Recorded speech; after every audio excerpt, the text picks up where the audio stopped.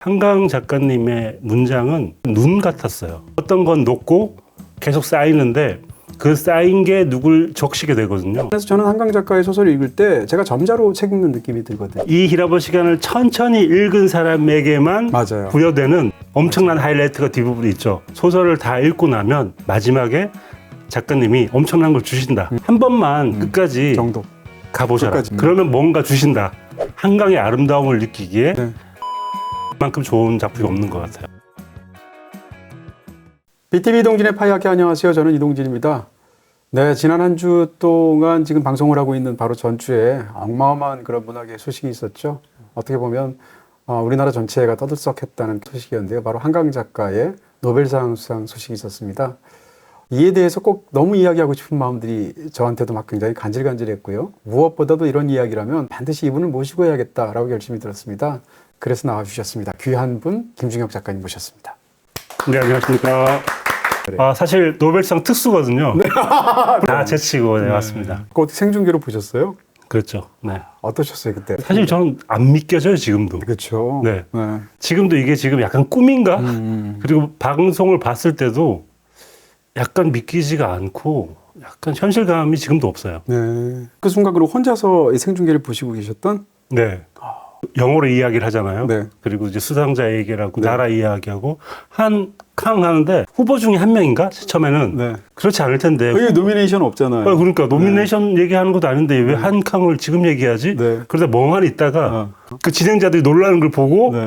그리고 이제 저도 깨닫기 시작했죠. 그제서야. 네. 저는 사실은 그때 노벨상 시즌에 이제 차례대로 발표하잖아요. 그래서 노벨 문학상 발표하겠지라는 정도를 생각했고 한국 작가가 받을 거라고 생각 안 했고 그래서 저는 생중계가 안 보고 있었거든요. 안 보고 있는 상황에서 하필이면 저녁 8시에 뭔가를 업로드했어요. 바로 그 시간에. 그게 뭔가 하면 그 조커 2와 관련되어서 조커 폴리아드에 대해서 네. 굉장히 많이 떨썩했거든요. 노벨상이 뭐가 중요하겠어요? 아니요, 있는지도 몰랐고요. 그러니까 그날 발표하는지는 몰랐고 네. 그런 상황에서 그게 막 업로드 돼가지고 이제 또 댓글이 아래에 전쟁터겠구나 싶어가지고 보다 보니까 어떤 댓글에 노벨 문학상 얘기가 나오는 거예요. 그래서 댓글로 하신 거예요? 네, 댓글로 한 거예요. 그래서 이게 무슨 소리야? 이러고 노벨 문학상 딱 찾아봤더니 한강 작가가 뜨는 거예요. 그래서 이게 뭐야? 이렇게 하다가 아니 한강 작가님이 하다가 갑자기 이게 소름이 쫙 돋는 그때부터는 이제 조커고 뭐고 다 접어치우고 네. 한강 작가 검색해서 보는데 네. 너무 감격스럽고 기쁘더라고요. 많은 분들이 그런 얘기 하시잖아요. 네. 이제 우리도 원서를 읽을 수 있는 글쎄. 수상 작가가 처음으로 생겼다. 네. 그리고 나 노벨상 수상 작가 책 다 읽었어. 뭐 이런 사람들이 막 인증하고 그러죠? 많잖아요. 네, 저도 바로 인증했어요. 저는 심지어 그와 함께 나눈 문자 메시지가 있어요. 이게 네. 가능한 일인가라는 생각이 들기도 하고 네. 또 제가 한 말들이 있더라고요. 예전에 사석에서 네. 이게 사실은 공개된 석상에서 이야기를 했어야 되는데 네. 만약에 한국에서 노벨상을 받는다면 우리 둘이도 얘기했잖아요. 한강이다라고 우리 얘기를 했잖아요. 그러니까요. 이걸 어딘가 녹음을 했어야 되는데. 글쎄 말이야. 얘기하는 네. 블로그에라도 올려놓을 거. 그러니까요. 네. 그래서 나도 알고 있었어라고 네. 이제 얘기를 하고 싶었으나 때 지났죠. 네. 그래서 괜히 그 한강 작가님과 주고받았던 예전 갖고 문자를 오셨어요? 예전 문자를 보게 되더라고요. 우리는 어떤 이야기를 주고받았나. 네. 내가 노벨상 수상자와 이런 이야기를 주고받다니. 그거 책으로 낼 수 있는 거 아니에요? 노벨 문학상 수상자와의 대화 이렇게? 그렇죠. 약간 부풀려가지고 네. 조금 모자랐는데 같이 네. 공존하면 어때요? 네. 가능할 것 같아요. 저도 약간 있거든요. 그죠? 저도 약간 주고받았더라고요. 여기도 오지 않았어요? 오셨었어요. 네. 네. 지금 여기 보시면 그 오신 날 네. 네, 여기다 이렇게 적어주시기도 하고 또 저기 이렇게 알처럼 생긴 제가 일부러 여기다가 엄청난 사인을 받았죠. 한강 작가님 이런 컬렉션을 별로 안 좋아하실 것 같은데 왠지. 아니요. 제가 이제 그 얘기를 좀 드리고 싶은데 진짜 놀랐어요. 사실 이제 파이하키아 이 장소가 생긴 지가 지금 5년이 조금 넘었거든요. 네. 그러다 보니까 이게 알려진 공간은 아니고 제 개인 작업실이고 뭐 서재 같은 공간이긴 하지만 그동안 어쨌건 꽤 많은 방문객들이 있었단 말이에요. 네.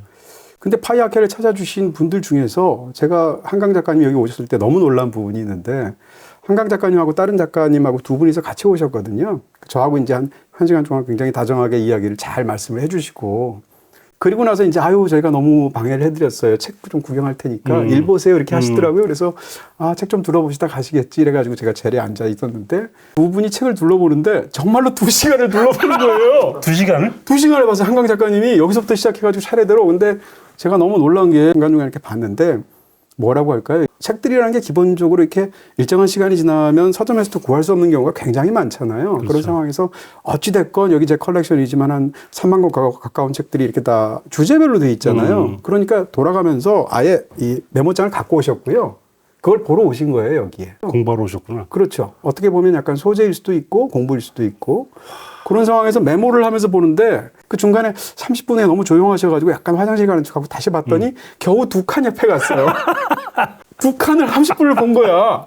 그러더니 이제 2시간을 보셨는데 아우. 2시간을 봐도 여기 한 4분의 1 정도 보셨거든요. 네. 그러더니 너무 시간이 지체가 되니까 다음에 또 올게요, 그러면. 그리고 인사하고 가셨단 말이에요. 어쨌건 한강 작가님 그때 그 책을 뭐라고 그럴까요? 정말 이렇게 탐하듯이 보아나가는 하나하나 더듬어서 보는 것 같은 정말 약간 좀 감동적인 순간이었습니다. 한강 작가님 글도 좋고 인품도 훌륭하시지만 네. 뛰어난 독서가이기도 한 것 그런 같아요. 것 같아요. 최근에 이제 인터뷰를 봤더니 네. 최근에 어떤 일을 하셨냐 그랬더니 조혜진 작가의 신작 빛과 멜로디, 김혜란 작가의 신작 그걸 최근에 읽고 계시더라고요.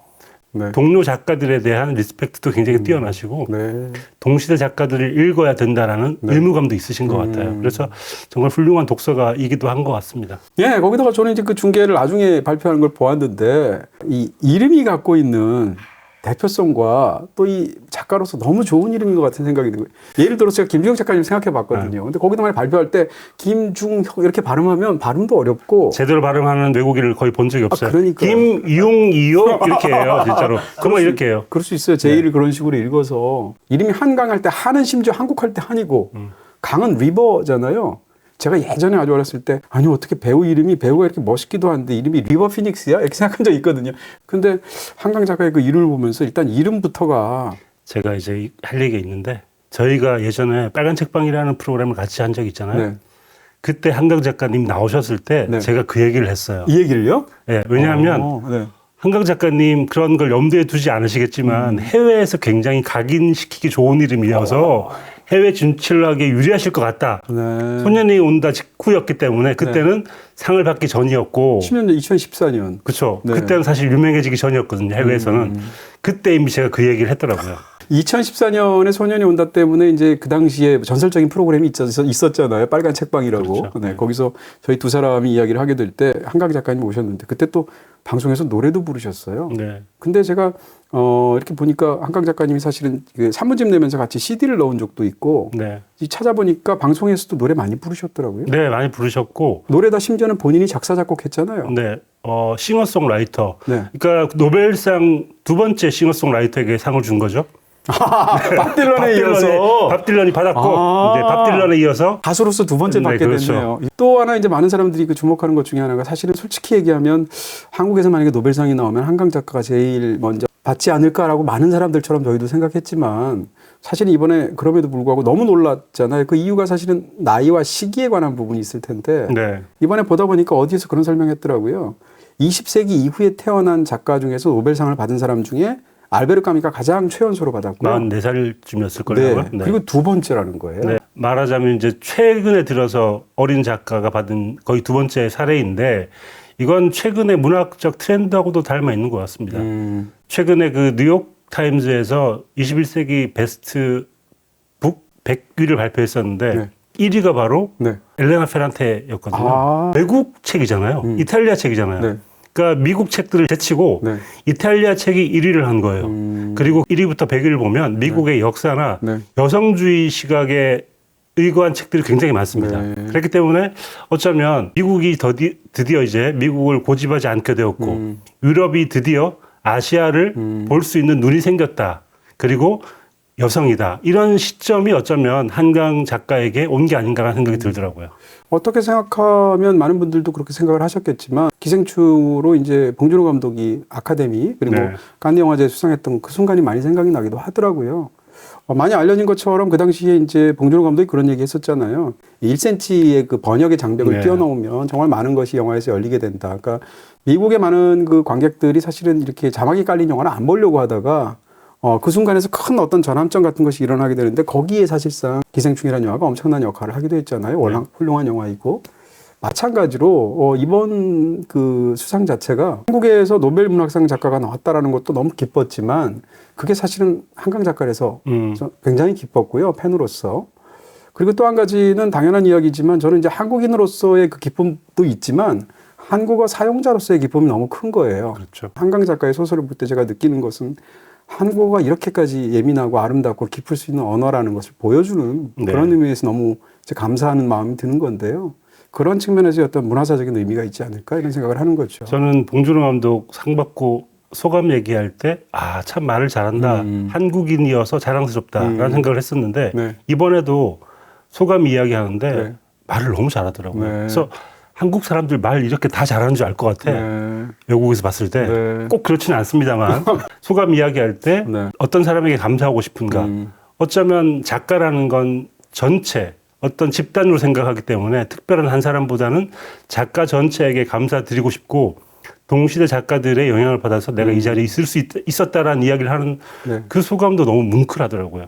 네, 그러니까 사실은 당연히 한강이라는 굉장히 탁월한 그런 작가가 받은 개인적인 영광이기도 하지만, 저는 사실 한국 문단의 사람이 아니고 저는 옆에서 그냥 좋아하는 팬에 불과하지만 그런 독자 입장에서도 이것은 사실은 한국 문학의 역사하고도 관련되어 있는 상이라는 생각을 하게 되는 거고요. 네. 봉준호 감독 수상도 그렇거든요. 봉준호라는 탁월한 어떤 시네아스트가 받은 상이기도 하지만 어떻게 보면 그런 기생충 같은 영화를 만들어낼 수 있는 한국 시스템, 영화 시스템, 네. 제작 시스템하고도 관련이 있단 말이에요. 더군다나 이 한강 작가는 한국 문학에 본인이 이렇게 자양분을 대고 있다는 이야기를 여러 번에 걸쳐서 하셨고. 그렇죠. 그 빨간 책방 우리가 할 때도 자주 이야기를 했던 부분인데 네. 우리는 외국 그 트렌디한 책들을 금방금방 볼 수 있잖아요. 최근에 나온 책들을 보면 네.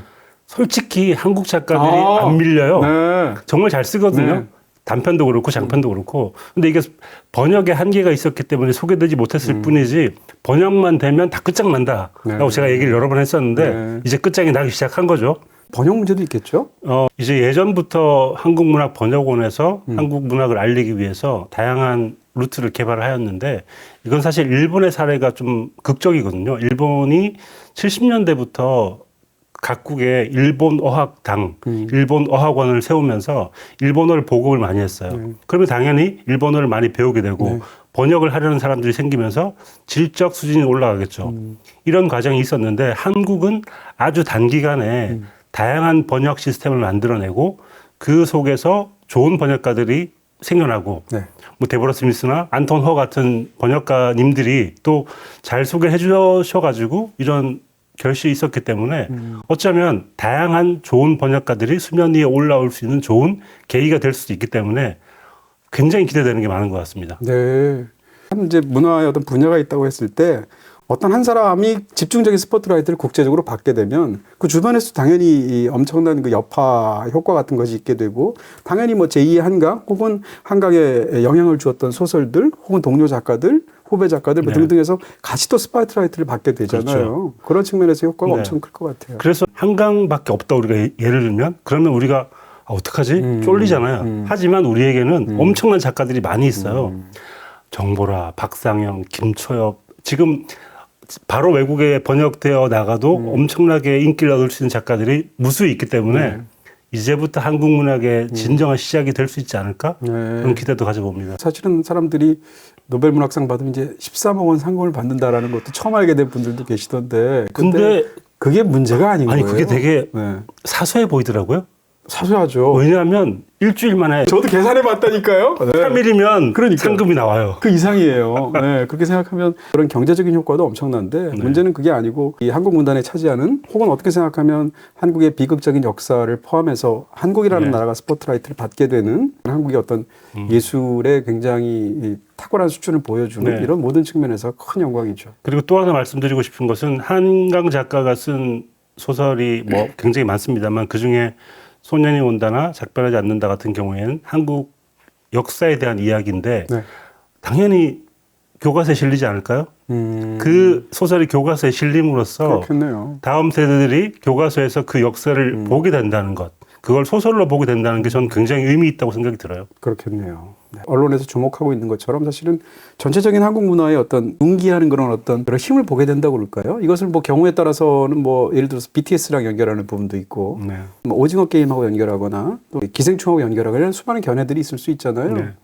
가장 그 문화에 대해서 감수성 있게 막 정말 이렇게 목말라서 받아들이던 시대는 사실은 10대 시절인 경우가 많잖아요. 네. 저한테는 이게 80년대였는데 그 당시에 저의 어떤 상황으로 생각해 보면 빌보드 차트 1위라고 그러면 정말 이건 어마어마한 것 같고 네. 노벨 문학상이라고 그러면 내 생에 평생 볼 일은 없을 것 같고 그다음에 아카데미상, 카느 영화제 이런 건 상상도 할 수 없었잖아요. 근데 그로부터 약 한 세대 정도가 지나서 어떻게 보면 이런 외형적인 성과가 문학의 어떤 가치를 궁극적으로 그냥 그 자체로 늘려주는 건 아니잖아요.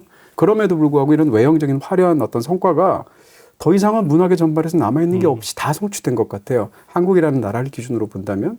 그래서 이게 사실은 전부 다 같이 가는 측면이 네. 있는 거잖아요. 제가 이제 그 문학을 소개할 때 그런 얘기를 한 적이 있는데요. 네. 그 나라의 표정을 읽고 싶으면 음악을 들으면 되고 그 나라의 생각을 보고 싶으면 네. 영화를 보면 되는데 그 나라 사람들의 마음을 읽고 싶으면 소설을 읽어봐라. 이제 다양한 외국 사람들이 한국의 표정도 읽게 되었고 생각도 읽게 되었는데 이제 한국의 마음도 한강 작가를 비롯한 많은 작가들을 통하여 읽게 되었기 때문에 이게 읽다 보면 더 궁금해지거든요. 네. 더 많은 한국 문학들을 그렇겠죠. 찾게 되지 않을까 네. 그런 기대를 갖고 있습니다. 네. 꼭 그 말씀드리고 싶은 것은 사실 이제 와서 한강이 노벨 문학상 받을 줄 알았어라고 이제 사람들이 다 이야기하는데 그게 사실은 어느 정도는 사실이에요. 네. 사실은 다 예측이 됐었던 상황이죠. 영화도 그런 게 있지 않습니까? 네. 이렇게 이런저런 상들을 맞아요. 받으면서 네. 차근차근 올라가서 네. 이제 그 상들을 받게 되는 것처럼 그렇죠. 한강 작가가 그 이미 이전에 수많은 상들을 받으면서 조짐이 있었고 네. 그 소식에 눈 빠른 사람들은 이러다가 받을 수도 있겠네라는 생각을 했죠. 어떻게 생각하면 계단을 밟아온 거지 네. 갑자기 무슨 장대 높이 뛰기를 하신 건 아니거든요. 맞아요.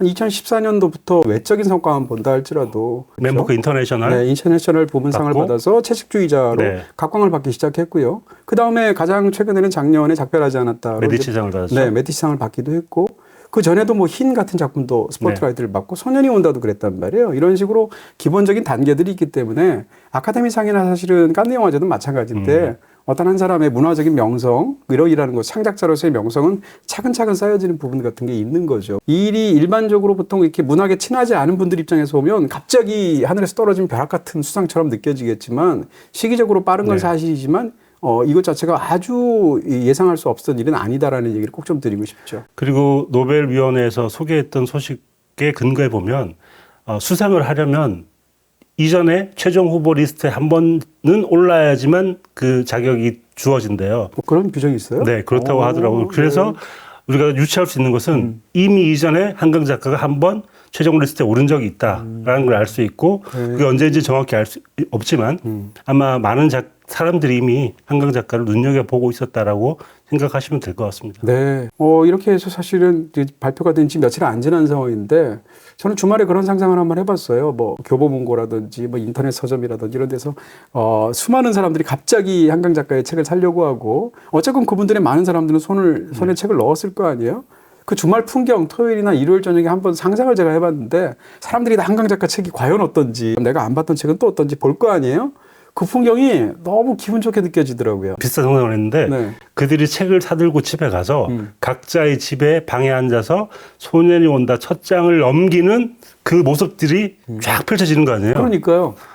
그 생각이 들면서 굉장히 감동적이었어요. 솔직히 말하면 그중에 어떤 분들은 예를 들어서 왜 노벨 문학상이지? 이렇게 생각하는 분이 있을 수도 있어요. 네. 어떤 사람들은 왜 이렇게 안 읽히지? 라는 분이 있을 수 있고 어떤 분은 이제 눈물을 펑펑 흘리는 분이 있을 수도 있잖아요. 근데 그 모든 것들이 다 모여서 네. 사실은 그 자체로 굉장히 진귀한 그리고 네. 아름다운 풍경이 아닐까? 뭐 이런 생각을 저는 했습니다. 여태까지는 서론이었고 네. 이제 한강 작가님의 이 노벨 문학상 수상에 관한 뭐 의미라고 그럴까 이런 것부터 시작해서 문단의 분위기나 개인적인 어떤 마음들까지 저희가 함께 떠들썩하게 얘기한 것 같습니다. 너무 지금 우리 두 사람이 말하는데 흥분 같은 게 네. 느껴지지 않을까? 좀 오버를 한 부분이 있어서 좀 용서해 주시기 바라고. 두 가지 마음이 있거든요. 네. 이럴 때가 아니다. 빨리 소설을 써야 되는데 라는 마음과 이렇게 또 같이 이야기하는 것도 좋은 의미가 있지 않을까 싶어서 좋습니다. 한강 작가의 오랜 동료이자 독자로서도 이제 읽어오신 부분이 있을 거고, 저는 또 한강 작가의 오랜 팬으로서 저도 이제 읽어온 부분이 있을 텐데요. 이런 다 이제 제가 갖고 있는 책들인데 이 중에서 가장 좋아하시는 다를 것 같아요. 다를 것 같아요. 네, 저희가 그 전 방송할 때도 약간 취향이 드러나기도 했었는데 저는 일단 작가로서 한강을 바꾼 책이 무엇일까를 생각하게 되고요. 네. 제가 한 작가로서 이 책은 내가 이 책을 선택한 게 아니라 이 책이 나를 살린 것 같은 그런 책이 생각날 때가 있거든요. 그런 의미에서 저는 한강 작가에게 가장 큰 영향을 준 책은 바로 소년이 온다가 아닌가 싶어요. 단계를 보시면 한강 작가는 이제 뭐 내 여자의 열매, 여수의 사랑 아주 서정적이고 아름다운 문장으로 소설을 쓰셨는데 채식주의자에서 약간 기괴한 느낌의 소설을 쓰셨단 말이에요. 그렇죠. 굉장히 충격적인. 네. 이런 문체와 이런 화술이 역사와 만났을 때 어떤 느낌이 날까라는 생각을 해봤었는데 5.18을 만나는 순간 한강 작가의 문체가 폭발을 하면서 어쩌면 제가 생각하기에 마스터피스가 탄생한 게 아닌가라는 생각을 하게 됐습니다. 네. 지금 사실은 그 한강 작가의 작품들이 이제 서점에서 줄 세우기 하고 있잖아요. 네. 1위부터 막 20위까지. 그렇죠. 근데 그 중에서도 1위는 보통 이 책이더라고요. 네. 소년이 온다가 가장 많이. 그건 아마도 네. 노벨상이 한 작가의 특정한 책에 수여되는 게 아님에도 이번에 그 이야기할 때 그 멘트에서 어쩌면 소년이 온다를 암시하는 듯한 뉘앙스를 풍겼기 때문에 네. 염두에 두고 발표했기 때문에 아마 네. 많은 사람들이 그 책을 집어드는 게 아닌가. 네. 소년이 온다는 어떻게 생각하면 그 소재 자체가 문단에서 이루어지지 않았던 소재가 아니고 그렇죠. 엄청난 비극이었고 우리 역사에서도 수많은 사람들이 어떤 그런 인식을 바꿔놓았던 한국 민주주의에서 거대한 어떻게 보면 그 주춧돌이 된 항쟁이었지 않습니까? 네. 가장 좋은 소설을 꼽으셨던 네. 그런 이유가 있으시다면. 전 이게 엄청난 전환이라고 생각이 드는데요. 우리가 보통 소설을 하면 서사를 이야기하고 네. 역사를 담는 그릇이라고 이야기를 하죠. 네. 그래서 인간들은 참 보잘것없고 역사에 어쩔 수 없이 굴복하는 그런 존재로 묘사를 하게 되어 있어요. 역사를 좀 숭배하는 듯한 그런 이야기들이 많은데 네. 어쩌면 한강 작가는 역사를 다루지만 그 역사보다 인간이 더 중요한 것처럼 표현을 한 것 같아요. 네. 그래서 네. 그 역사에 의해서 파괴되는 인간들의 부스러기를 정말 치밀하게 묘사함으로써 네. 되짚어서 인간을 이렇게 잔인하게 파괴한 역사의 맨 얼굴은 무엇인가 우리가 그걸 알아봐야겠다라는 생각을 하게 만드는 오히려 작은 것에서부터 큰 역사를 이야기하는 첫 번째 소설이 아니었을까라는 생각이 들어요. 네. 그런 의미에서 네. 서사 중심의 한국 소설에서 그걸 바꿔놓은 한강 작가에게도 한국 문학에게도 정말 중요한 작품이라는 생각이 듭니다. 네, 그 정말로 이 작가의 어떤 세계를 함께 따라 읽어온 독자 입장에서 본다면 채식주의자 이후에 이제 소년이 온다 그 사이에서 어떤 도약이 있었던 것 같은 문체의 어떤 이런 부분 정도가 아니고요. 어떤 그 작품 세계가 완전히 다음 단계로 전환이 된 것 같은 그런 느낌이 분명히 있었습니다.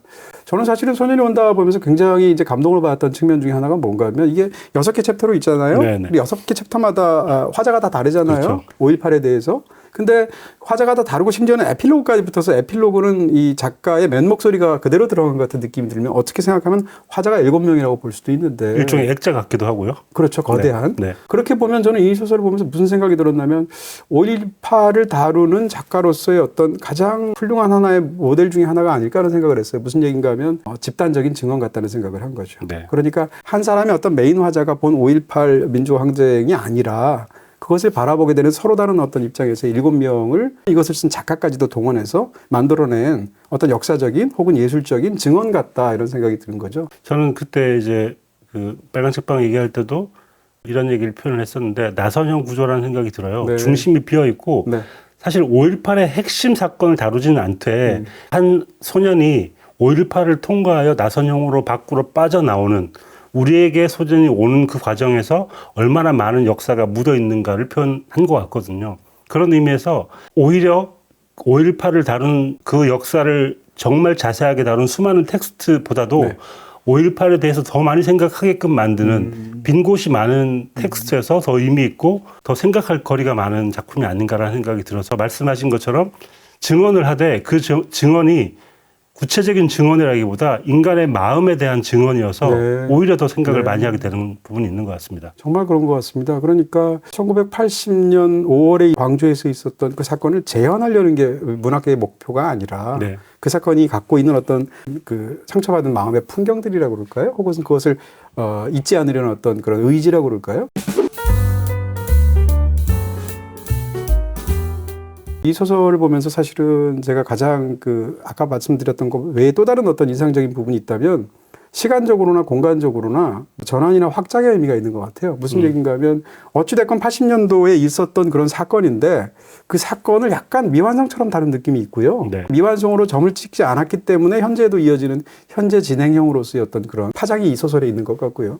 또 한 가지는 공간적으로도 확장이 되는데 여기서도 그런 얘기 나오냐. 보스니아 얘기도 나오게 되는데 우리는 이제 5월 광주라고 하면 1980년도 광주 딱 떠올리게 되는 유일하고도 극적인 비극 혹은 거기에 대한 어떤 의지 이런 것들을 생각할 수 있겠지만 5월 광주의 보통 명사화라고 그럴까요? 그러니까 20세기 전반의 전 세계 역사를 보면 각 민족마다 이런 어떤 유사한 혹은 비슷해 보이는 수많은 어떤 그런 참상들이 있었잖아요.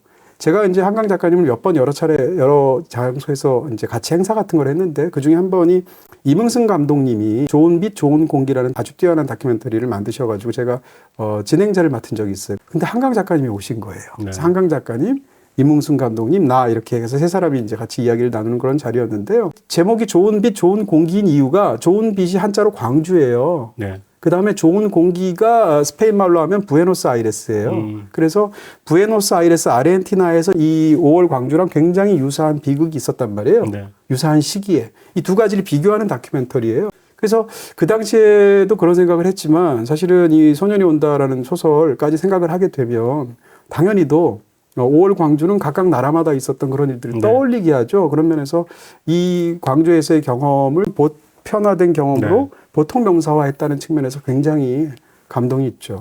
우리가 번역된 외국 책들을 볼 때도 비슷한 감정을 느꼈을 텐데 네. 외국 사람들이 이 소년이 온다를 읽을 때 어떤 느낌일까? 네. 5.18에 대해 정확히 알지 못하고 무슨 일이 일어난지는 자세하게 묘사하지 않았지만 이런 일이 우리에게도 있었는데 우리도 이렇게 부스러졌었지, 파괴됐었지 이런 생각을 하게 되죠. 그래서 아마 말씀하신 5.18이 보통 명사처럼 느껴지는 게 어쩌면 다른 나라 사람들도 공감하는 그런 이유가 아닐까라는 생각이 들어요. 네, 바로 그런 이유 때문에 다음 작품은 그로부터 또 다른 사건인 4.3 사건으로 이제 연계가 돼서 작별하지 않는다가 나온 거고요. 전 이게 너무 구조처럼 보이는데요. 제가 말씀드린 나선영이 안쪽에 있는 소년이 밖으로 걸어 나오는 이야기가 소년이 온다라면 밖에 있던 한 여자가 4.3이라는 가운데를 향하여 안으로 들어가는 이야기가 작별하지 않는다 같아요. 그래서 거의 대칭이라고 생각이 들고 구조적으로도 그런 느낌이 있고요. 작별하지 않는다 도입부를 보면 마치 소년이 온다의 에필로그처럼 시작을 합니다. 맞아요. 그래서 이 두 편은 떼야 뗄 수 없는 그런 작품들인 것 같습니다. 네, 그러니까 작별하지 않는다를 먼저 읽고 소년이 온다를 읽으면 전 좀 이상한 것 같고요. 반대로 소년이 온다를 읽고 작별하지 않는다를 읽어야 될 것 같아요. 그리고 어떻게 보면 이 두 작품은 조금 전에 말씀해 주신 것처럼 저한테는 사실상 2부작으로 보이고요. 이게 소년이 온다의 마지막과 이 작별하지 않는다의 처음은 사실상 연결이 된다는 느낌이에요. 왜냐하면 소년이 온다의 마지막엔 꿈 얘기가 나오거든요. 작가가 직접 꾼 꿈 얘기를 하게 되는데 그 꿈이 뭔가 하면 갑자기 꿈속에서 5월 광주가 지난 지금 30몇 년이 지난 상황인데 갑자기 그동안 관련되어서 감옥에 갇혀 있었던 사람들을 내일 오후 3시에 전부 다 처형한다. 라는 얘기를 화자인 이 소설가가 들은 거예요. 그러니까 그 상황에서 어떡하지 내일 3시인데 그럼 나는 무엇을 누구한테 해가지고 이것을 막아야 하지? 하필이면 나한테 이런 얘기를 해줬을까?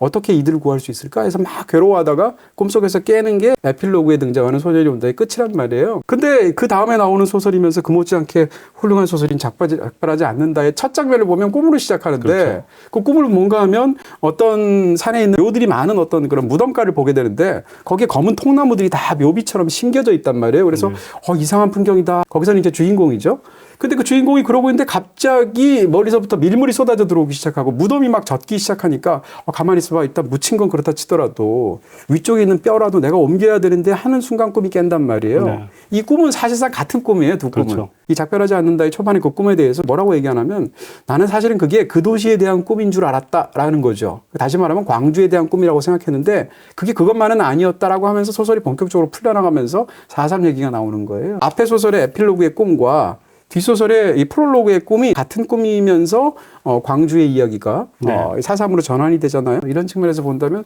사실상 이거 완전히 이부작처럼 네. 보이는. 어쩌면 그런 생각을 해봅니다. 작가로서 네. 소년이 온다에서 어떤 이야기를 하고 그 소설이 일으킨 파장을 보았을 때 네.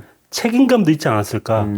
고통의 연대를 생각해 보았을 때 내가 염두에 두었던 또 하나의 이야기가 있었는데 그 이야기도 마무리를 하고 가야 되지 않을까라는 생각을 했기 때문에 작별하지 않는다를 쓰지 않았을까. 그랬기 때문에 이 두 개를 연작처럼 그렇게 쓴 게 아닌가라는 생각을 해봅니다. 네. 그 소년이 간다는 어쨌건 80년에 초점이 가 있다는 작별하지 않는다는 현재에 가 있는데 네. 더군다나 작별하지 않는다의 메인 스토리가 친구의 부탁으로 제주도에 가서 지금 그대로 두면 굶어 죽을 줄도 모르는 왜냐하면 네 앵무새를 살리러 가는 근데 앵무새는 극 중에서 말을 하는 새인데 이 두 마리 새 중에서 말을 하는 새는 죽었고 네. 말을 할 줄 모르는 새가 남았는데 그 앵무새를 구하러 가는 여정이란 말이에요. 어떻게 될까? 그러니까. 너무 궁금하네. 그렇죠. 그러니까 지금 제가 말씀드렸던 이 설정만 보더라도 네. 너무 이게 잘 맞는 거죠. 그러니까 제가 얘기했잖아요. 이게 네. 밖으로 나가는 이야기와 네. 안으로 들어가는 그러니까요. 이야기가 이렇게 딱 맞부딪히면서 한국 역사에서 가장 비극적인 두 개의 사건이 겹치면서 인간이란 무엇인가, 폭력이란 무엇인가를 한 번쯤 더 생각하게 만드는 구조였던 것 같습니다. 저는 묘화했던 게 저희가 빨간 책방에서 한강 작가를 인터뷰할 때 네. 다음 작품으로 어떤 걸 쓰고 싶냐라는 맞아요. 얘기를 했더니 했던 것 같아요. 눈부신 작품을 쓰고 싶다. 네. 좀 어두운 이야기 말고 네. 좀 눈부시게 밝은 이야기를 쓰고 싶다. 네. 그래서 눈이 자주 나와요. 눈. 하얀 눈이 계속 와가지고 한강 작가의 소설에서 특히 이제 새라든지 나무라든지 이런 것은 어떻게 생각하면 사람의 생명의 또 다른 형태로 네. 이제 구사되는 경우가 굉장히 많잖아요. 이런 측면에서 보면 사실은 이 두 작품도 굉장히 달리 보이는 측면이 있을 것이다. 앞으로 또 새로운 국면으로 네. 나아가는 작품을 쓰시겠지만 네. 소년이 온다와 작별하지 않는다에 등장하는 이미지들은 한강 씨가 지금까지 써왔던 모든 작품들의 결합체 같아요. 몸의 이미지라든지 새의 이미지라든지 그러네요. 눈의 이미지라든지 네. 그런 것들이 다 모여 있어가지고 정말 중요한 작품 두 개라는 생각이 듭니다. 네, 그 두 작품 뭐 채식주의자도 그랬겠지만 네. 아마 그 세 작품 정도가 노벨 문학상에 가장 큰 영향을 미친 그런 작품이 아니었을까를 또 추측을 하게도 되고 사실은 이 작가님이 어제 저한테 문자를 보내셔가지고 저는 베스트를 소년이 온다로 할 텐데 뭐 하시겠어요 물어보셨잖아요. 의견 일치를 할 수도 있었을 텐데. 그럴 수도 있었어요. 저도 소년이 온다도 너무너무 좋아하거든요. 근데 소년이 온다는 지금 이 한강 작가의 노벨문학상을 이야기하는 자리에서 아마 제일 많이 거론될 작품이 아닐까 하는 생각을 했고요. 뭐 그런 어떤 고려도 있었지만 사실은 또 제가 한강 작가를 너무너무 좋아하게 된 계기이기도 하고 한강 작가의 가장 제가 좋아하는 작품은 사실은 약간 의외이실 텐데 히라버 시간이거든요. 네. 그래서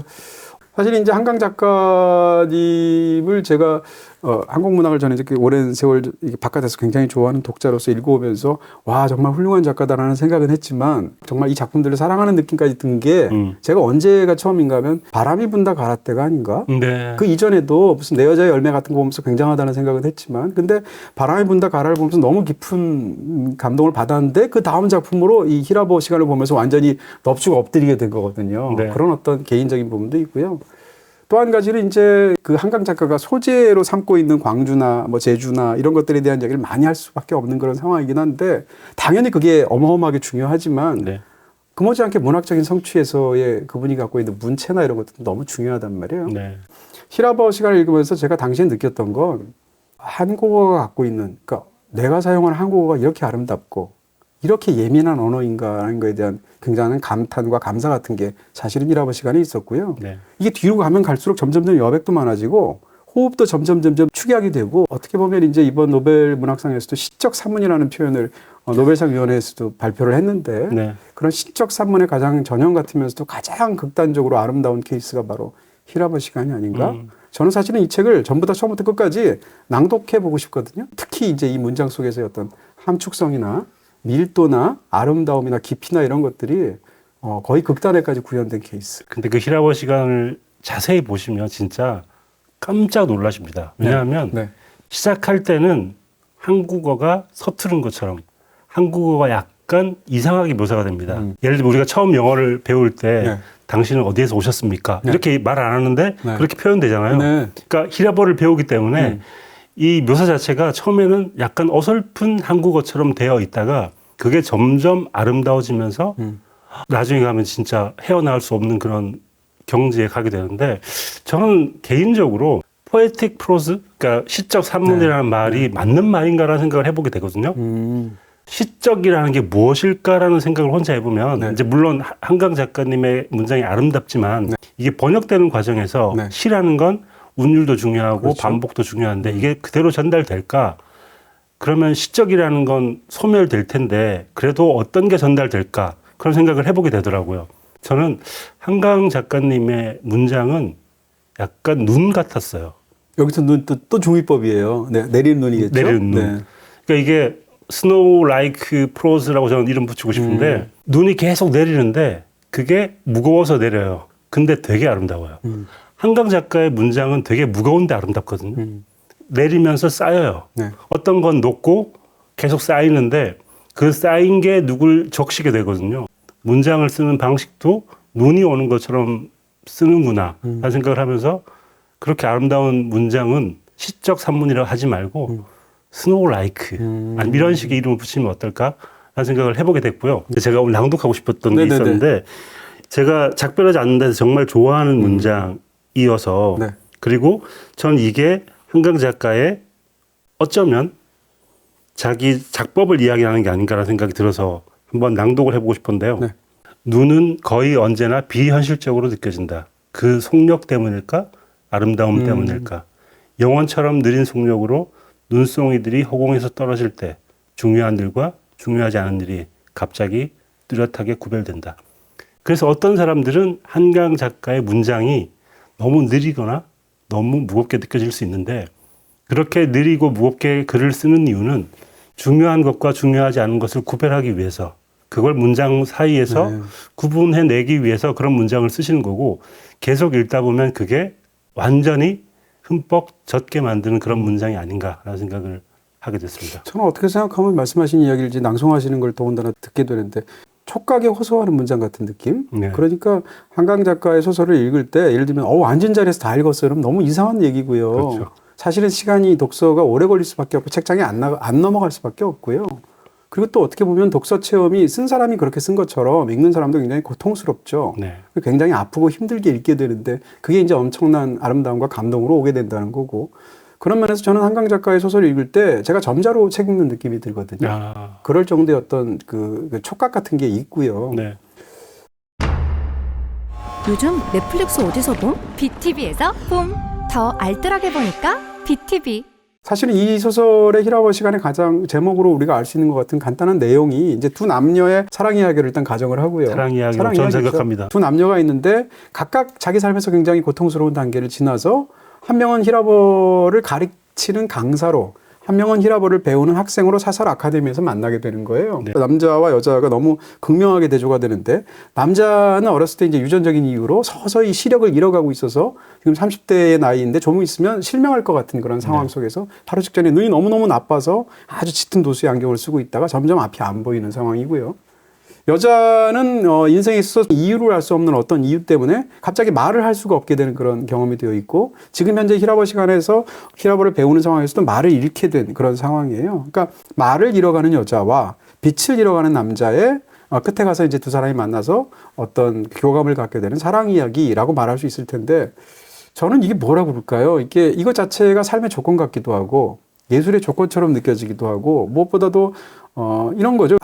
뭔가를 잃어가는 한 슬픔이 다른 것도 뭔가를 잃어가는 또 다른 슬픔을 만나서 말을 건네는 이야기인데 그 건네는 말은 이미 죽어버린 언어인 거죠. 왜냐하면 극 중에서 배우는 히라버는 사실 고대 그리스어라서 이미 사어란 말이에요. 네. 그런 측면에서 이미 죽어버린 이 언어로 뭔가를 결정적인 것을 결여해서 잃어버리게 되는 두 사람이 간신히 끝에서 손끝으로 만나는 사랑 얘기인데 그게 너무 이게 아프기도 하면서 너무 아름답기도 하면서 이런 생각이 드는 거죠. 이 히라버 시간을 천천히 읽은 사람에게만 맞아요. 부여되는 정말 엄청난 하이라이트가 뒷부분에 있죠. 네. 근데 그거는 이걸 천천히 읽은 사람에게만 그 제공되는 말 맞죠. 엔딩인 것 같아요.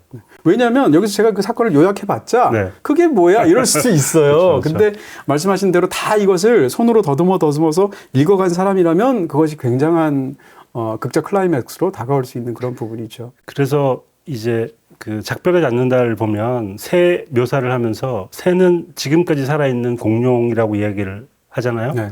그래서 새를 약간 고귀하게 생각을 하고 네. 그래서 어쩌면 한강 작가님은 지금은 사라져 버린 어떤 것들 그렇지만 인간에게 필요한 것들 이런 거에 대한 관심이 많으시고 그렇기 때문에 히라버를 배워서 그 두 사람이 그걸로 교류를 하고 이야기를 나누는 방식으로 소설을 쓴 게 아닐까 네. 그런 생각을 하게 됩니다. 이 소설의 시작이 그렇잖아요. 보르헤스를 인용하면서 그렇죠. 보르헤스가 이제 죽기 직전에 자기 아내한테 그런 유언을 했다는 거 아니에요? 내 묘비명은 우리 사이에 칼이 있었네라고 적어달라라고 했던 것을 이제 인용을 하게 되는데 사실은 보르헤스가 이 소설의 밑그림 같기도 해요. 왜냐하면 보르헤스 자신이 나중에 실명했잖아요. 그다음에 그렇죠. 보르헤스가 30대 시절에 뭐라고 할까요? 계단에서 넘어져가지고 크게 다쳐서 병원에 입원해서 그 입원해 있는 기간 동안에 뭔가 구상해서 쓴 소설 그것이 나중에 모여서 된 것이 픽션들이잖아요. 네. 그런 측면에서 보면 극 중에 이 보르헤스는 어떻게 보면 남자 주인공의 모델처럼 보이기도 해요. 근데 이제 그것보다도 더 극적으로 느껴지는 건 우리 사이에 칼이 있었네라는 문장이 저는 너무 깊게 다가와서 이 문장으로 사실은 보르헤스도 얘기할 수 있지만 한강도 얘기할 수 있을 것 같고요. 어떻게 보면 이 히라버 시간도 그렇고 뭐 예를 들면 나머지 소설도 다 마찬가지라고 보여지는데 우리 사이에 놓여 있는 칼을 쥐려는 혹은 제거하려는 혹은 옆으로 치우려는 혹은 뭐 더듬어 만져보려는 이런 모든 시도가 사실은 이 모든 이야기들을 갖고 있는 게 아닌가 싶고 그때 우리는 뭐냐라고 했을 때 두 남녀일 수도 있겠지만 네. 세계와 나일 수도 있고요. 문장과 문장 사이일 수도 있어요. 그렇죠, 그렇죠. 그리고 현실과 비현실일 수도 있고 또 점점점 소설들이 몽환적으로 되잖아요. 그랬을 때 어떤 상상과 현실일 수도 있잖아요. 이런 식으로 양자 사이의 경계에서 간신히 이 경계선상에서 살아있는 존재들 그들이 느끼는 어떤 그런 부분들에 대한 포커스가 사실은 히라버 시간뿐만 아니라 나머지 소설에도 있다고 느껴지는 거죠. 저는 한강 작가님이 평소에 아주 다양한 관심사가 있고 책도 좋아하시지만 다양한 예술에 관심이 있잖아요. 네. 그래서 모든 작품마다 약간 다른 공감각을 불러일으키는 내용이 있는데 저는 채식주의자를 보면 조각이 떠오르고요. 히라버 시간을 보고 있으면 음악이 떠오르고 뭐 그런 식으로 약간 다 다른 것 같아요. 그런 부분이 있네요. 네, 그래서 다양한 예술 장르들이 떠오르는데 어쩌면 아까 점자 얘기하셔가지고 생각이 난 건데 이 모든 책들을 읽는 방식이 다 다르고 그걸 어떻게 받아들이는지를 배워 나가면서 소설을 다 읽고 나면 마지막에 작가님이 엄청난 걸 주신다. 근데 그거는 천천히 다 읽은 사람에게만 에게만 보여지는 거라서 네. 이게 참 묘한 게 지금 많은 분들이 이제 한강 작가님의 책에 있겠죠. 도전 아닌 도전을 네. 하고 어떤 분들은 중간에 포기하실 텐데 네. 한 번만 끝까지 정도. 가보셔라. 끝까지. 그러면 뭔가 주신다. 그게 좋아할지 안 좋아할지 모르겠지만 일단 가보셔라. 저는 그걸 추천하고 싶어요. 저도 그런 얘기 드리고 싶고요. 절대 사실 이렇게 쉽게 후루룩 볼 수 있는 한 손에 읽는 그런 소설들은 아니고요. 네. 히라버 시간을 보면서는 그런 생각을 했어요. 사실은 다른 소설도 마찬가지인데 한강 작가님의 주인공들은 어떻게 생각하면 살 수 없는 연유와 살 수 없는 조건들이 한 100만 가지쯤 되는 거예요. 말하자면. 산다는 것 자체가 너무 힘든 그런 상황인데도 불구하고 살아나가는 이유를 찾아야 되는 주인공들에 관한 건데 그렇게 본다면 이 작별하지 않는다에 그런 문장이 있더라고요. 세상과 아직 화해하지 않았지만 다시 살아야 했다라는 문장이 있어요. 첫 문장이죠, 그게. 네. 고달라게. 고달락에서 그 저도 확 기억이 나는 외워지던데요. 네. 그러니까 결국은 기본 조건은 세상과 화해할 수 없는 게 삶이에요. 그러면 그만 살아야지라고 생각할 수 있지만 그럼에도 불구하고 다시 살아야 해요. 그렇다면 그 이유를 찾아야 되잖아요. 그 이유를 찾는 것이 어떻게 생각하면 예술이고 한강 작가의 문학적인 어떤 그런 지향처럼 보이기도 하죠. 그러고 보니까 히라버 시간과 작별하지 않는다가 좀 겹쳐 보이기도 하는 게 경아에게 사실은 새가 중요하긴 하지만 눈보라가 치고 있는데 그 집에 가서 새에게 먹이를 주라고 이야기하고 네. 주인공이 그걸 가는 이유는 사실 불명확해요. 그렇죠. 하지만 그걸 생각해 보면 가서 살아라. 그렇게 이야기하는 거고 경아는 어쨌든 가서 살아야겠다라는 마음을 먹고 그곳에 올라가는 거고 새가 아까 그런 의미가 있다고 말씀드렸는데 작별하지 않는다의 새가 거의 히라버 같은 역할을 하는 게 아닌가 하는 생각이 드네요. 우리 사이에 칼이 있었다라고 할 때 우리 아까 여러 가지 다양한 게 있다고 했는데 그중에 또 하나는 삶과 죽음이거든요. 네. 그러다 보니까 저는 그런 생각도 들었어요. 히라버 시간에 등장하는 예를 들면 이 여자 주인공이 있는데 이 주인공을 만약에 죽은 사람으로 한번 생각해 봐도 이야기가 굉장히 몽환적으로 느껴지는 부분인데 그렇게 보면 또다시 또 작별하지 않는다고 겹쳐 보이는 부분들도 있고요. 거기서 인물이 죽었다는 뜻은 아니고요. 네. 그렇게 볼 수도 있다는 뜻일 텐데 그런 측면에서 사실은 한 작가의 작품을 세상의 모든 작가들이 다 비슷하지만 계속 따라서 읽다 보면 서로 연결되는 많은 그렇죠. 테마들이나 모티브들이 있잖아요. 한강 작가 하면 떠오르는 많은 게 있잖아요. 예를 들면 저는 새라든지 숲이라든지 나무라든지 불이라든지 뭐 겨울 이런 것들이 떠오르게 되는데 저녁. 네. 이런 것들이 모여서 소설의 가장 극적인 순간이 두 사람 사이에서 어떤 특별한 밤에 만나서 한 사람이 다른 사람한테 들려주는 이야기가 어떻게 생각하면 클라이맥스가 되는 여러 소설이 있단 말이에요. 그렇죠. 이런 측면에서도 사실은 한강 작가의 어떤 그런 특색들을 생각하면 떠오르는 어떤 하나의 상 같은 것이 있죠. 그리고 팁 하나를 드리자면 한강 작가의 글을 읽을 때 문장과 문장 사이에 들어있는 칼을 조심하셔라. 제가 예를 들면 이런 문장이 있습니다. 소년이 온다에 그들은 장전한 소총을 들고 의자와 의자 사이를 다니며 자세가 바르지 않은 사람의 머리를 개머리판으로 쳤습니다. 너무너무 어떤 잔인한 묘사잖아요. 그 다음 문장이 재판소 밖에서 가을 풀벌레가 울고 있었습니다. 그 다음 그 문장이 그날 아침 새로 받은 세제 냄새가 풍기는 깨끗한 푸른색 수의를 입고서 이렇게 나오는데 갑자기 시점이 확확 바뀌기도 하고 개머리판에서 감각이 바뀌기도 하고 네. 그러는데 이 사이에 엄청난 많은 칼이 들어있는 거죠. 네. 그래서 그 사이에 있는 칼을 조심하기도 하시면서 그 사이에 있는 칼을 발견하기도 하시면서 읽으면 좋을 것 같습니다. 네. 처음 이렇게 한강 작가님을 대할 때 이제 뭘 봐야 되나 그래서 그 얘기를 좀 여쭤보려고. 네, 고민을 많이 하시는 것 같더라고요. 네, 팁을 좀 주세요. 처음 보시는 분이라면. 순서대로 보신다면 네. 일단 단편을 보시길 권하는데 한국 사람들이 단편을 그렇게 좋아하기보다 좀 서사를 좋아하는 분들이 좀 더 많은 것 같아요. 장편 위주로 좀 네. 아무래도. 네. 그렇다면 장편으로 한다면 히라버 시간을 전 처음으로 보시는 게 좋다. 한강의 아름다움을 느끼기에 네.